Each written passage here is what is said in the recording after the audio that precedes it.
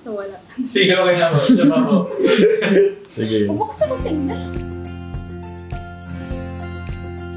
Nawala po yung pangangamba ko kasi mayroon na po kami ginagamit na family planning method, injectable po, na hindi na po ako mabubuntis agad.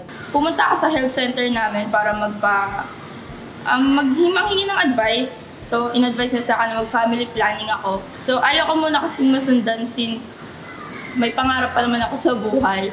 Pwede po kayong lumapit sa mga malapit po nating health center at magtanong po kung ano po yung pwede niyo pong gamitin.